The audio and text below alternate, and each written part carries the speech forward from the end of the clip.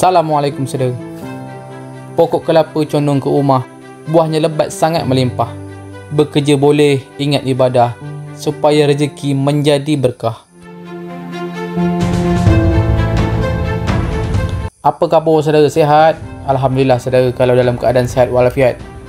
Pagi ini saudara, kami nak nengok gawai yang dah dipasang pagi Saitu saudara. Inilah perjalanan kami menuju spot gawai yang kami pasang itu. Trap ini gelombang agak kuat saudara sebab berangin.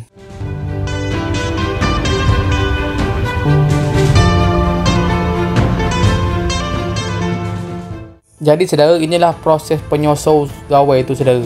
Gini cara dia saudara. Dan ini hasil pari pertama kami saudara. Yang ini. Alhamdulillah saudara, ada hasil hari ini. Inilah pari pertama rezeki kami saudara. Agak ajab sikit saudara naik dia sebab dia kuat merentang. Sebab lumayan besar saudara.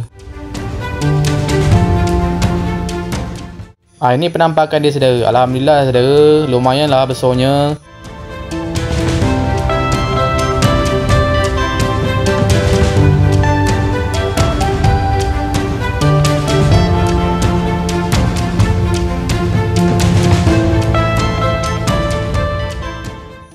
Dan yang ini pula saudara, ini yang kedua pari kena.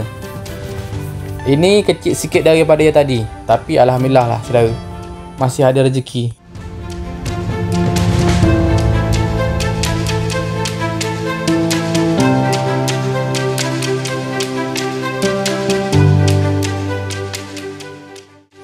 Dalam petak tu dah ada 2 ekor saudara.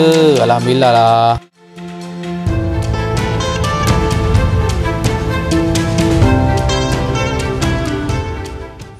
Yang ini pula saudara, ini yang ketiga pari ni.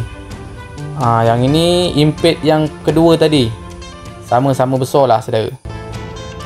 Sebetulnya saudara, banyak lagi video-video yang terkena pari tu saudara. Cuma tak kena rekam semua. Soalnya susah saudara. Kita nak bantu juga.